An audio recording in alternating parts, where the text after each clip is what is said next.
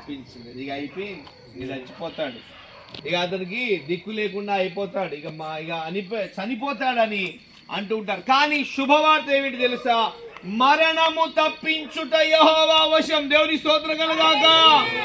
పాపము చేత భయము చేత మరణాన్ని కొని తెచ్చుకున్న మానవుడి మరణాన్ని తప్పించడానికి దేవుడు ఒక ఘనకార్యం చేస్తూ ఉన్నాడు. దేవుని స్తోత్రం, హల్లెలూయా. ఈ సర్వలోక ప్రజల పాపాన్ని క్షమించాలని ఆయన గొప్ప ఉద్దేశం కలిగి తన ప్రియ కుమారుని లోకంలోకి పంపినాడు. దేవుని స్తోత్రం, హల్లెలూయా. ఆయన జన్మను గుర్తు చేసుకునే ప్రపంచమంతా ఈరోజు ఇదిగో మనకు ఆయన పూర్ణ రక్షణ కలగజేస్తూ ఉన్నాడు. ఆయన పూర్ణ రక్షణ కొరకై ఒక కార్యం చేశాడని యేసుక్రీస్తు యొక్క జన్మదినాన్ని జ్ఞాపకం చేసుకుంటూ ప్రభువుని ఆరాధిస్తూ స్తుతిస్తూ ఉన్నారు. చదువు 21వ వచనం కూడా. దేవుడు నిశ్చయముగా తన శత్రువుల తలలు పగలగొట్టును. 19వ వచనం, 19-20. ప్రభువు స్తుతి నొందునుగాక. అనుదినము ఆయన మా భారము భరించుచున్నాడు. దేవుడే మాకు రక్షణకర్త అయి ఉన్నాడు. హల్లెలూయా. ప్రియులారా, దేవుని యొక్క శక్తి సామర్థ్యాలు ఏంటిదంటే ఆయన సృష్టికర్త. హల్లెలూయా. ఎవరైనా కర్త అంటే ప్రారంభం ఆయనే చేస్తాడు, ఆయనే ఆ సృష్టికి ఆధారభూతుడు అని అర్థం. ఆ తర్వాత ఆయన రక్షణకర్త కూడా ఆయనే అయి ఉన్నాడు. దేవుని స్తోత్రం కలుగాక. అదే సృష్టికర్త అయిన దేవుడు, రక్షణకర్త అయిన దేవుడు తర్వాత ఆదరణకర్తగా ఆదరిస్తూ ఉన్నాడు. దేవుని స్తోత్రం కలుగాక. అదే ఆదరణకర్త అయిన దేవుడు విశ్వాసములకు కర్తగా కూడా ఆయనే మనకున్నాడు. దేవుని స్తోత్రం కలుగాక. అదే దేవుడు నిరీక్షణకు కర్తగా ఆయన మన కొరకున్నాడు. దేవుని స్తోత్రం కలుగాక. సర్వలోకమంతా మరణం అంటే భయపడుతుంది, కానీ యేసుక్రీస్తుని అంగీకరించిన వారు మరణం అంటే భయపడరు. ఎందుకంటే మాకు పునరుత్థానం ఉన్నది అన్న ఆనందం ఉంది. హల్లెలూయా. ఈ సమయంలో యేసుక్రీస్తు జన్మదినాన్ని జ్ఞాపకం చేసుకొని మనము చేస్తున్న యొక్క మరి అడ్వాన్స్ హ్యాపీ విషెస్ కారణ మరి ప్రోగ్రామును బట్టి ఈ ప్రాంతంలో ఉన్న అందరికీ తెలియపరిచే విషయం ఏంటంటే మరణము తప్పించుట యెహోవా వశం. దేవుని స్తోత్రం కలుగాక. పిల్లరా, మనము మరణం కావడం దేవునికి ఇష్టము లేక ఆయన మన కొరకు ఈ లోకంలో జన్మ పొందుకొని మన పాప భారాన్ని తన మీద వేసుకోవడానికి, మన శాపాన్ని ఆయన తన మోసి మనల్ని తప్పించడానికి, ఆయన మనకు కలిగిన మరణాన్ని తప్పించడానికి ఆయన ఈ లోకంలో జన్మ పొందుకున్నాడు. దేవుని స్తోత్రం కలుగాక. ఆయన ఈ లోకంలో జన్మించినాడు, మన రూపంలో ఆయన జన్మించి మన మరణాన్ని తప్పించడానికి ఆయన ఈ లోకంలో జన్మించినాడు. ఈ శుభవార్తను వివరిస్తున్నాం. ఆయన యేసు ప్రభు వారిని ఎప్పుడైతే విశ్వసిస్తామో మన పాపాలని క్షమించబడతాయి. దేవుని స్తోత్రం కలుగాక. మన శాపాలని కొట్టివేయబడతాయి. మరణ భయం మన నుంచి వెళ్ళిపోతుంది. హల్లెలూయా. లూకాసు సువార్త 1వ అధ్యాయము 67వ వచనం చదువుకుందాం. ప్రభు స్తుతి నొందునుగాక అనే మాటను మనం జ్ఞాపకం చేస్తూ ఉన్నాం. ఎప్పుడైనా దేవుణ్ణి స్తుతించే భాగ్యాన్ని నువ్వు వెతికావా? సృష్టికర్త అయిన ఆ దేవుణ్ణి స్తుతించే భాగ్యం ఎంతో ఆశీర్వాదకరమైనది, అదెంతో విలువైనది. దేవుడిని స్తుతించడము ఆశీర్వాదం. ఈరోజు యేసు ప్రభుని అంగీకరించి మేమంతా దేవుడిని స్తుతిస్తూ ఉన్నాం. హల్లెలూయా. చూద్దాం. ఆ దూత లోపలికి వచ్చి ఆమెను చూచి, దయాప్రాప్తురాలా, నీకు శుభము, ప్రభువు నీకు తోడై ఉన్నాడని చెప్పెను. ఆమె ఆ మాటకు బహుగా తొందరపడి ఈ శుభవచనం ఏమిటో అని ఆలోచించుకొనుచుండగా దూత, మరియా, భయపడకుము, దేవుని వలన కృప పొందితివి. ఇదిగో నీవు గర్భము ధరించి కుమారుని కని ఆయనకు యేసు అను పేరు పెట్టుదువు. ఆయన గొప్పవాడై సర్వోన్నతుని కుమారుడు అనబడును. హల్లెలూయా. ప్రియులారా, యేసు అనే మాటకు అర్థం ఏంటంటే రక్షకుడు. దేవుని స్తోత్రం కలుగాక. రక్షకుడు ఉదయించినాడు. ఇదిగో ఆ రక్షకుడు ఎక్కడ ఉదయిస్తాడు? సర్వలోకానికి రక్షణ ఎప్పుడు కలుగుతుందని మనం కాదు, మనకంటే తెలివి కలిగిన వారు, మనకంటే జ్ఞానవంతులు, మేధావులు వెతుకుతూ ఉన్నారు, జ్ఞానులు వెతుకుతూ ఉన్నారు ఈ లోకానికి రక్షణ ఎప్పుడు కలుగుతుంది అని.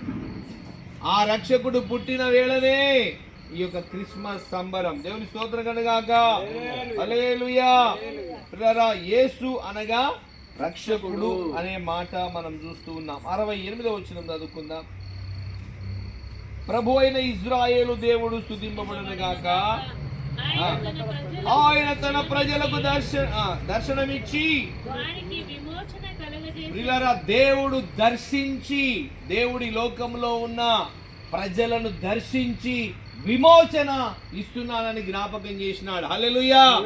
అట్టి శుభవేళనే యేసు జన్మ యొక్క సంబరాలు. దేవుని స్తోత్రం కలుగాక. తర్వాత చదువుకుందాం.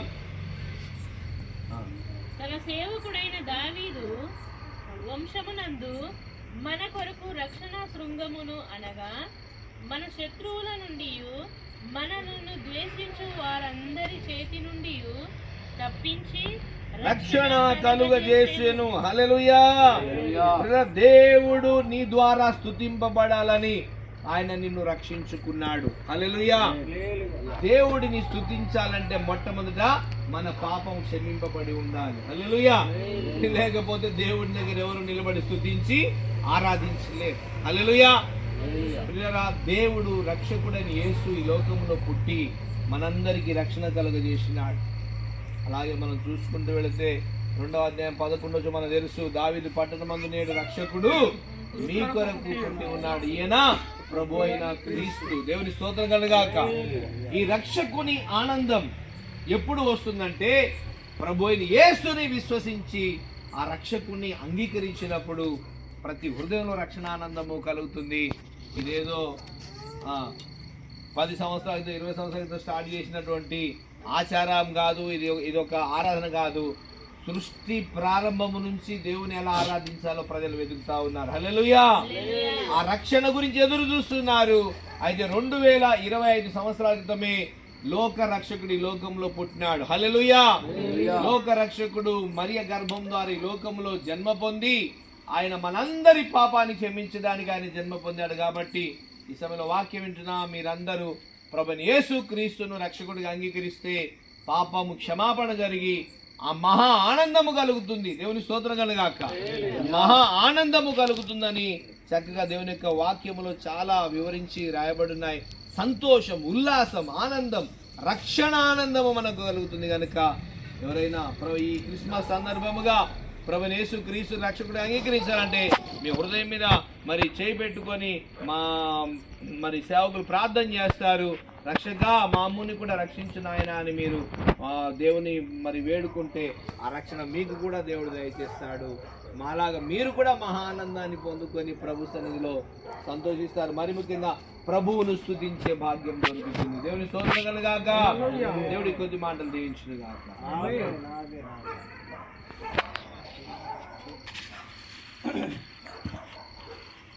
మంచిది. ఈ సమయం ముందు మరి ముగింపు ప్రార్థన మన మధ్యలో ఉన్నటువంటి బ్రదర్ ప్రవీణ్ గారు ప్రార్థన చేస్తారు. అందరం ఏకీభవిద్దాం. ముగింపు ప్రార్థన.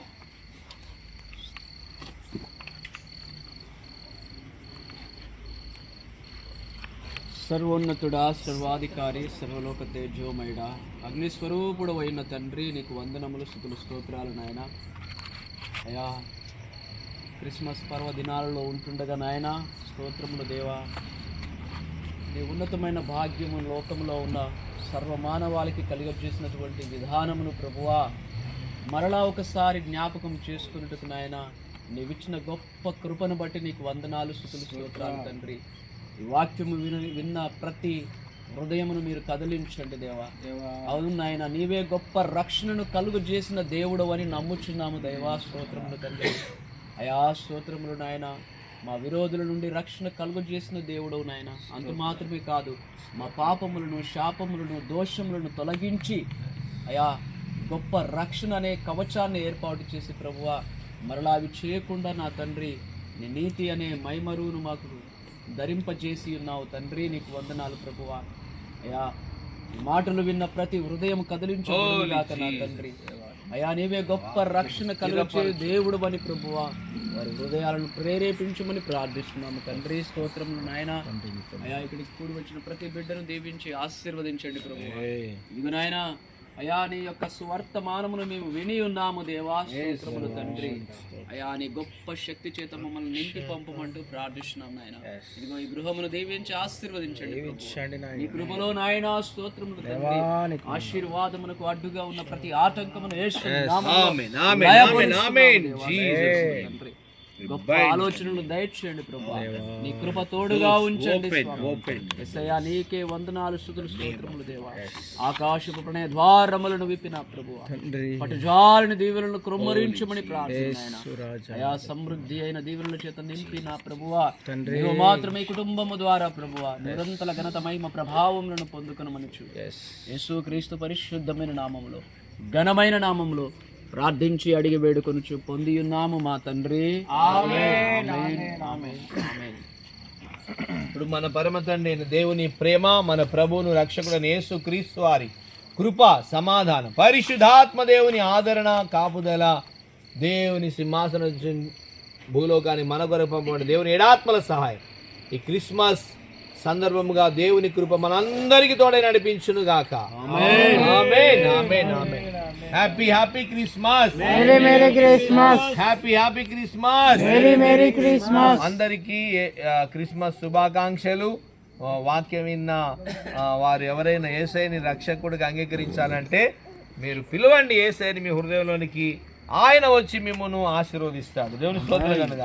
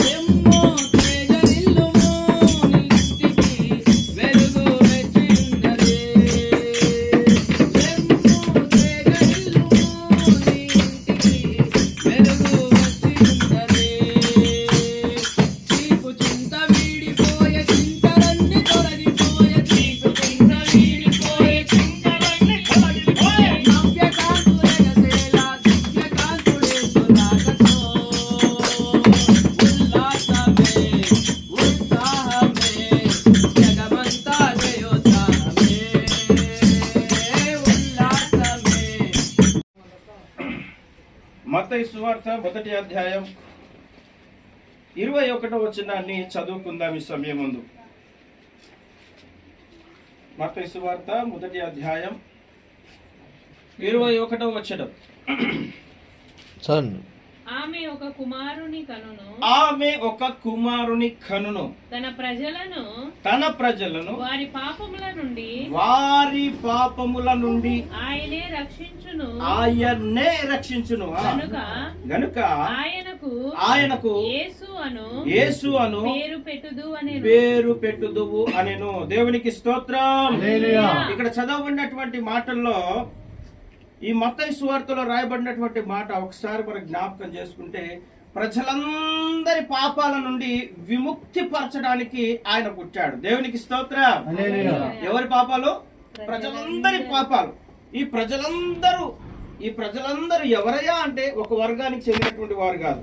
ఇక్కడ గమనించాలి. ఈ లోకంలో మనం చూస్తే ముంబై ఒక రాష్ట్రం కదా, తర్వాత తమిళనాడు ఒక రాష్ట్రం, ఇంకా అలా చూసుకుంటే ఎన్నో రాష్ట్రాలు ఉన్నాయి. రాష్ట్రాల్లో రకరకాల భాషలు ఉన్నాయి, రకరకాల మనుషులు ఉన్నారు. ఈ లోకంలో మనము చూస్తూ ఉంటే ప్రియమైన దేవుని బిడ్డలారా, కొంతమంది వారి వారి మార్గంలో చొప్పున వారి వారి జీవితాలను బట్టి వారు నడుచుకునేటటువంటి దిశలో చాలా మంది ఉన్నారు. కానీ వీరందరికీ రక్షించడానికి, వీరందరికీ రక్షణ ఇవ్వడానికి, వీరందరిని కాపాడడానికి, వీరందరినీ ఏం చేయడానికి, పరమునకు చేర్చడానికి ఆయన ఈ లోకమునకు కన్యక అయిన మరియ గర్భమందు పుట్టవలసి వచ్చింది. దేవునికి స్తోత్రం. ఆ రక్షణ అందరి కొరకు, కొందరి కొరకు కాదు. దేవునికి స్తోత్రం. అపోస్తుల కార్యంలో రాయబడినటువంటి మాట 10వ అధ్యాయం 35వ వచనంలో రాయబడినటువంటి మాట, యేసుక్రీస్తు అందరికీ ప్రభు. కొందరికా? చెప్పండి. కొందరికా? అందరికి ప్రభు ఆయన. అందరికి ప్రభు అయిన దేవుడు అందరికి రక్షణ ఇవ్వడానికి వచ్చాడు. చప్పట్లు కొట్టి ప్రభుని ఘనపడదాం. గట్టిగా గట్టిగా గట్టిగా గట్టిగా గట్టిగా గట్టిగా. సర్వోన్నతుడైన దేవుడు రక్షణ ఇవ్వడానికి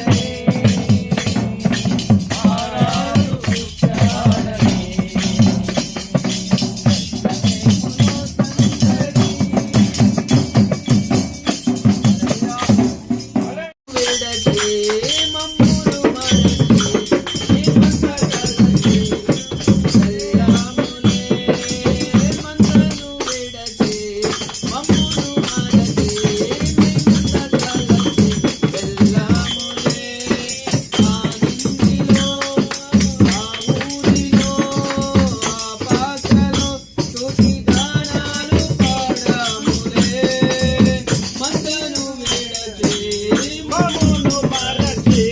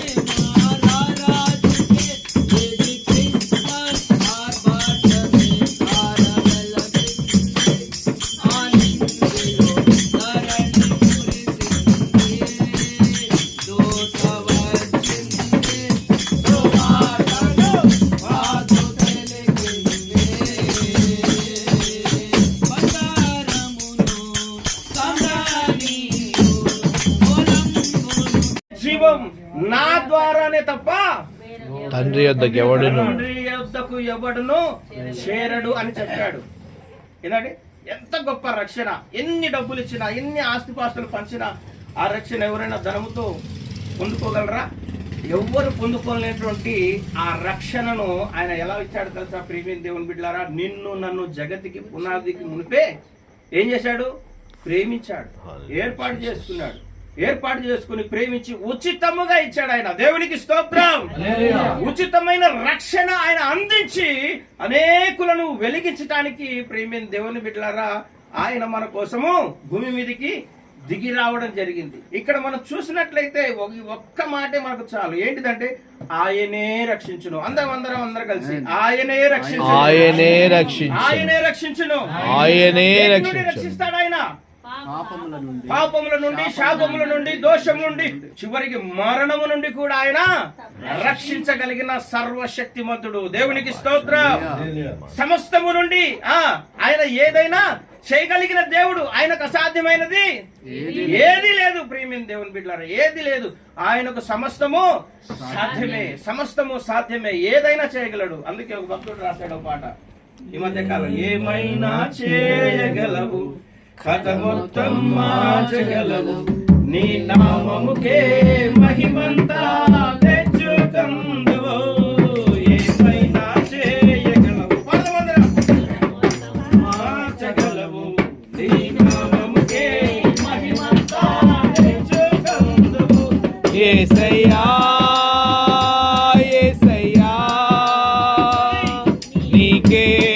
నీకే సాధ్యము. యేసయ్యా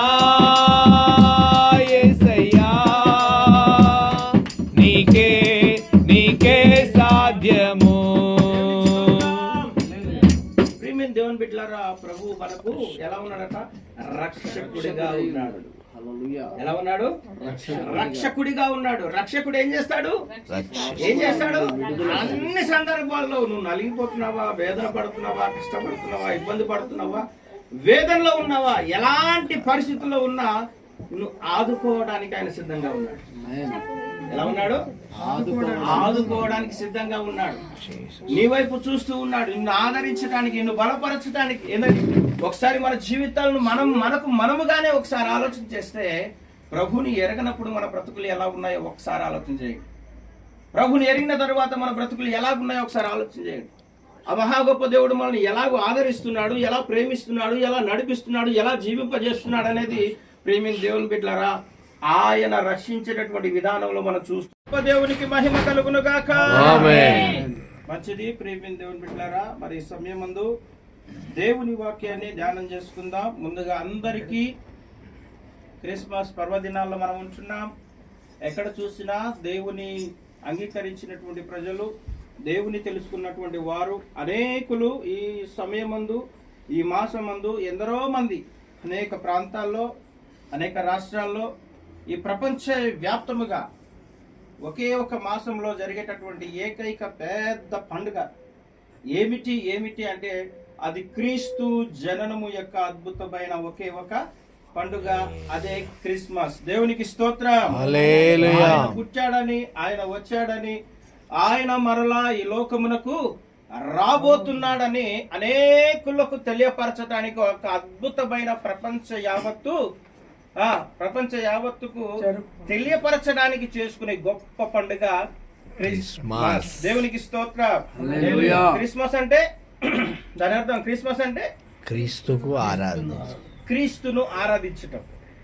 క్రిస్మస్ అంటే క్రీస్తుని ఆరాధించటం. క్రీస్తును ఈ లోకంలో చాలా చోట్ల ఏం చేస్తున్నారంటే ఈ క్రిస్మస్ పేరుతో చాలా విధాలుగా అనేకమైనటువంటి ప్రాంతాల్లో, పట్టణాల్లో కానీ పల్లెటూళ్ళలో కానీ ఇలా చెప్పుకుంటూ పోతే ప్రతి స్థలం మార్చడానికి ఎవరైనా దిగి వచ్చారా, ఎవరైనా వచ్చారా అంటే ఎవ్వరు లేరు. పాపముతో, శాపముతో, మరణముతో భయంకరంగా ప్రతి ఒక్కరూ ఏం చేయబడుతున్నారు, భూమి మీద నలిగిపోతున్నారు, కుమిలిపోతున్నారు, ఇమిడిపోతున్నారు. భయంకరమైనటువంటి కొట్టుమిట్టాడినటువంటి స్థితిలో చాలా మంది ఏం చేస్తున్నారంటే మరణాంధకారంలో ఉంటున్నారు. అలాంటి వారుగా ప్రతి కుటుంబం, ప్రతి ఒక్క జీవితం ఈ లోకంలో కడుబడుతున్నప్పుడు అలాంటి వారిని విడిపించడానికి యేసుక్రీస్తు ప్రభువారు ఎలా వచ్చాడు? కన్యకయ్య అయిన మరియ గర్భంలో ఆయన ఏం చేశాడు? మనుష్య రీతిగా జన్మింపబడి ఏం చేశాడు? దైవపుత్రుడుగా వెలిగి ఏం చేశాడు? ఆయన ఏం చేశాడు? అందరి కొరకు తన ప్రాణాన్ని అర్పించే పరిశుద్ధమైన ఒక బలియాగాన్ని అనుగ్రహించేటటువంటి ఉన్నతమైన పరిశుద్ధమైన జీవిత బలియాగాన్ని అర్పించడానికి ఆయన పుట్టాడు. దేవునికి స్తోత్రం. కాబట్టి ఆయన అంటున్నటువంటి మాట చూడండి, తన ప్రజలను వారి పాపముల నుండి ఆయనే రక్షిస్తాడు. అక్కడ ఏమని రాయబడింది? ఆయనే అని ఉందా, మరొకరని ఉందా? ఆయనే అంటే రక్షణ ప్రభా మీరు నెరవేర్చిన తండ్రి, మీకు స్తోత్రం. బిడ్డల ఆత్మీయ జీవితంలో, కష్టార్జితంలో ప్రభా మీకు స్తోత్రం. మీ తోడుగా ఉండి ఆశీర్వదించండి, మీ రక్షణను దయచేయండి, మీ ఆశీర్వాదం దయచేయండి. మహిమగల దేవ, మీ దూత వచ్చి ప్రభు మరియతో మాట్లాడినట్టు, మీ దూత వచ్చి గొల్లలతో మాట్లాడినట్టు, మీ దూతలు వచ్చి ప్రభు తండ్రి జ్ఞానులతో ప్రభు మాట్లాడినట్టు, పరిశుద్ధాత్ముడ మీ దూతల సహాయము, ఆశీర్వాదం, దీవెన ఈ కుటుంబం మీద, బిడ్డల హృదయ అంతరంగంలో నిండుగా ప్రభు అనుగ్రహించి నీ నామానికి మహిమ తెచ్చుకోమని బిడ్డలు చేస్తున్న కష్టారితాన్ని దీవించండి. మీ అగ్ని కంచం బిడ్డల చుట్టూ, వ్యాపారం చుట్టూ దీవించి మీ నామానికి మహిమ తెచ్చుకోమని యేసు నామంలో ఈ 2025 సంవత్సరం ముగింపులో ప్రభా మీ శుభ కార్యము, మీ శుభవచనాలు వీళ్ళ హృదయములో కుమ్మరించి వినిపింపచేసి ఆశీర్వదించి నామాన్ని యేసు నామంలో ప్రార్థిస్తున్నాను.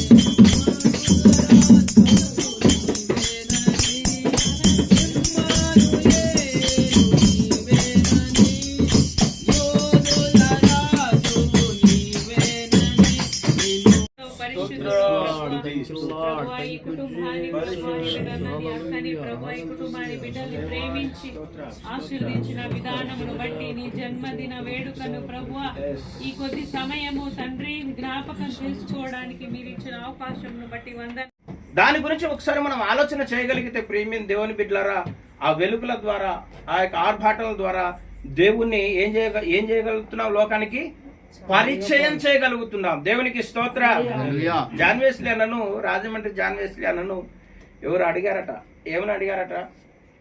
అయ్యా, మరి క్రిస్మస్ మాసం వచ్చింది, మరి వాక్యానుసారంగా చూస్తే ఎవరు ఎక్కడ ఈ విధంగా ప్రకటించినట్లుగా ఎక్కడ లేదు. అపోస్తలున్నటువంటి పౌలు గారు క్రిస్మస్ వేడుకలు జరిపినట్టుగా కూడా లేదు. మరి ఏంటయ్యా పరిస్థితి అని చెప్పి అడిగినప్పుడు ఆయన అన్నటువంటి ఒకటే ఒక మాట, ఈ లోకానికి మనం పరిచయం చేయాలి అంటే ఇదిగో ఆ కాలంలో యేసుక్రీస్తు ప్రభు వారు జన్మించినటువంటి ఆ తరుణంలో సూచనలు ఎలా కనబడ్డాయో ఈ లోకంలో క్రైస్తవులమైనటువంటి మనము దేవుని నామ మహిమార్థమై మనం ఏం చేయాలి? సూచనలు ఈ లోకానికి కనపరచాలి. దేవునికి స్తోత్రం. ఎందుకు? ఇంటి మీద స్టార్ ఉంటే ఏం కనబడుతుంది? ఏమనిపిస్తుంది లోకానికి? క్రీస్తు పుట్టినాడు, వీళ్ళు క్రైస్తవులు, వీళ్ళు దేవుని ఎరిగినటువంటి వారు, ఈయన ద్వారానే రక్షణ ఈ లోకానికి ఉందని చాటి చెప్పేటటువంటి వారు ఇదిగో ఇక్కడ ఉన్నారు అని ఈ లోకానికి ఏం చేయబడుతుంది? పరిచయం చేయబడుతుంది. ప్రేమిన్ దేవుని బిడ్డలారా, ఈ లోకంలో మనము జీవిస్తున్నామంటే ఈ క్రిస్మస్ మాసంలో మనం ఏం చేయాలి? పరిచయం చేయాలి. ఒక్కరినైనా ప్రభుని ఏం చేయాలి? ప్రభు సన్నిధానికి నడిపించాలి. ఇదిగో అమ్మా, ఈయన రక్షకుడు, ఇదిగో నువ్వు పాపాలు, నీలో ఉన్నటువంటి పాపాలు, నీలో ఉన్నటువంటి శాపాల ద్వారా నీకేం కలుగుతుంది? నిత్య నరకం. ఆ నిత్య నరకం నుండి తప్పించబడాలంటే, రక్షించడానికి ఇదిగో ఆయన పుట్టాడు. ఆయనను నమ్మితే రోమపత్రిక చూద్దాం ఒకసారి. రోమపత్రిక చూద్దాం, ఒక మాట చూపించుకొని ముగించుకుంటాం. రోమపత్రిక 11వ అధ్యాయం అనుకుంటాను. చూడండి ఒకసారి, అద్భుతమైన మాట. అదే 10:9 రైట్. రోమపత్రిక 10వ అధ్యాయం రైట్ 8వ వచనం. అదేమని చెప్పుచున్నది? వాక్యము నీ యొద్దను, నీ నోటను, నీ హృదయములోను ఉన్నది, అది మేము ప్రకటించు విశ్వాస వాక్యమే. అదేమనగా యేసు ప్రభువని నీ నోటితో ఒప్పుకొని దేవుడు మృతులలో నుండి ఆయనను లేపనని నీ హృదయమందు విశ్వసించిన యెడల నీవు రక్షించబడుదువు. దేవునికి స్తోత్రం. ఆయన ఎవరి కొరకు పుట్టాడు? చెప్పండి. ఆయన ఎవరి కొరకు పుట్టాడు? అందరి కొరకు పుట్టాడు. దేవునికి స్తోత్రం. అందరికి రక్షణ ఇవ్వడానికి పుట్టాడు. రక్షణ ఇవ్వడానికి పుట్టినటువంటి దేవుని గురించి మనము తెలియపరిచినట్లయితే పరిశుద్ధాత్మ దేవుడు ఏం చేస్తాడు? వారి హృదయాల్లోనికి వెళ్ళి, యస్, నేను పాపినే, నేను పాపపు స్థితిలో నేను బ్రతుకుతున్నాను అని వారికి ఏం చేస్తుంటాడు? పరిశుద్ధాత్మ దేవుడు ఒప్పింపజేస్తాడు. వారి హృదయాన్ని ఒప్పింపజేసి ఏం చేస్తా ఉంటాడంటే, అవునయ్యా, నేను పాపిని, నీ మాటలు నేను స్వీకరిస్తున్నాను, ఈ సమయం ముందు నన్ను రక్షించు, నీవే రక్షకుడు అని నేను తెలుసుకున్నానని. ప్రియమైన దేవుని బిడ్డలారా, ఎవరైతే అంగీకరిస్తారో వారు ఏం చేస్తారట? రక్షించబడతారట. దేవునికి స్తోత్రం. చూడండి ఏమంట రాయబడింది, చూడండి ఏమంటున్నాడు అక్కడ? హృదయమందు విశ్వసించి ఆయన యందు విశ్వాసముంచు వాడెవడును సిగ్గుపడడని లేఖనము చెప్పుచున్నది. యోధుడని గ్రీసు దేశస్థుడని భేదము లేదు. ఒక్క ప్రభువే అందరికి ప్రభువై ఉండి తనకు ప్రార్థన చేయు వారందరి ఎడల కృపచూపుటకు ఐశ్వర్యవంతుడై ఉన్నాడు. తనకు ప్రార్థన చేసేటటువంటి వారికి. ఎందుకనగా ప్రభు నామమును బట్టి ప్రార్థన చేయువాడెవడో వాడు రక్షింపబడు. వాడు రక్షింపబడతాడు. దేవునికి స్తోత్రం. ఏది ఏమైనా ప్రభు మనకి ఇచ్చినటువంటి ఒకే ఒక గొప్ప బాధ్యత ఏంటంటే ప్రార్థన. ఏంటంటే పరిశుద్ధ గ్రంథంలో మనం అన్ని ఆది కాండం నుండి ప్రకటన గ్రంథం లాస్ట్ వరకు చూస్తే ప్రతి ఒక్క ఎవరు నాయకులు గాని, ప్రవక్తలు గాని, దేవుని వెంబడించే సేవకులు గాని, దేవుని ప్రజలు గాని ప్రార్థన చేయకుండా ఒక్కరు కూడా లేరు. ఉన్నారంటారా? ఎవరు లేరు. అందరూ ప్రార్థన చేసినటువంటి జీవితాల్లో వాళ్ళు ఏం పొందుకున్నారు తెలుసా? దేవుని యొద్ద నుండి రక్షణను పొందుకున్నారు. దేవునికి స్తోత్రం. ఈ రాత్రి కాల సమయంలో పుట్టినటువంటి దేవుడు, ఈ రాత్రి కాల సమయంలో జన్మించినటువంటి ఆ మహా గొప్ప దేవుడు నిన్ను రక్షించడానికి, నిన్ను కాపాడడానికి ఆయన సిద్ధపడి అంటున్నటువంటి ఒకే ఒక మాట, నువ్వు ప్రార్థన చేస్తావా? నిన్ను రక్షించడానికి ఆయన సిద్ధంగా ఉన్నాడు. నువ్వు ప్రార్థన చేస్తావా? నీ పాపాలు తొలగించడానికి ఆయన సిద్ధంగా ఉన్నాడు. జీవించబడుతున్నటువంటి జీవిత కాలంలో మనిషికి ఎప్పుడు ఏ రీతి మరణం ఉందో తెలియనటువంటి పరిస్థితి లోకంలో దాగింది. ఈ క్రిస్మస్ మాసంలో ప్రభు నిన్నే గుర్తు చేస్తున్నాడు. ఒకటే ఒక మాట, ఏమిటి అంటే, నువ్వు రక్షించబడాలంటే ప్రభువా నా పాపాలు క్షమించు, నా పాప నుండి విడుదల కలిగించు, నా శాప నుండి విడుదల కలిగించు అని ప్రభు సన్నిధానంలో మొరపెట్టినట్లయితే ఆయన పుట్టినటువంటి పుట్టుకకు ఒక అర్థాన్ని నీ ద్వారా ఈ లోకానికి ఒక వెలుగుగా నిలబెడతాడు. దేవునికి స్తోత్రం. జక్కయ్య కూడా అలాగే చేశాడు. యేసు ప్రభు ఎవరో ఎవరో ఎవరో ఎవరో ఎవరో ఎవరో అని చూద్దాం చూద్దాం చూద్దాం చూద్దాం అని ఆయన మేడి చెట్టు ఎక్కి చూసినప్పుడు ఆయన ఏం చేశాడు తెలుసా? జక్కయ్యను చూసి, జక్కయ్య త్వరగా దిగుము, త్వరగా కిందికి దిగుము, నేడు నీ ఇంటికి రక్షణ వచ్చింది. దేవునికి స్తోత్రం. జక్కయ్య అక్కడ కేవలం ఆశపడ్డాడంతే. నీ హృదయంలో నువ్వు కూడా దేవుని యందు ఆశ కలిగి ఉంటే చాలు, దేవుని అద్భుత కార్యాలు నీ జీవితంలో జరిగిపోతాయి. కాబట్టి ప్రభు, నా ప్రభు మీతో సెలవిస్తున్నటువంటి ఒకే ఒక మాట, ఆయన జన్మించినటువంటి పరమార్థం రక్షించడానికే. దేవునికి స్తోత్రం. రక్షించడానికి జన్మించాడు, రక్షించడానికి మరలా ఆయన ఆకాశము నుండి రాబోతూ ఉన్నాడు. ఆ రక్షణలో నీవు నేను ఎత్తబడాలని ఆ మహా గొప్ప దేవుడు ఏం చేస్తున్నాడు? మనందరి కొరకు ఆకాశమందు విజ్ఞాపనము చేస్తూ ఉన్నాడు. ఇటు మాటలు దేవుడు తనకు దీవించును గాక. ప్రార్థన చేస్తూ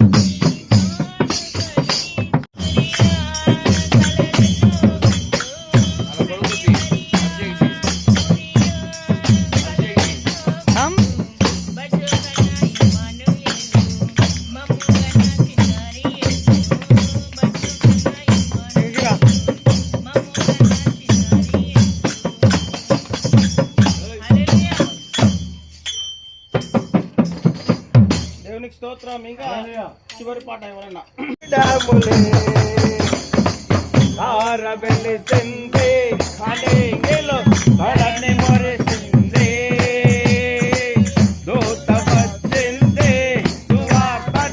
మాకు తెలిసిందే, పారవెల్లిసిందే అని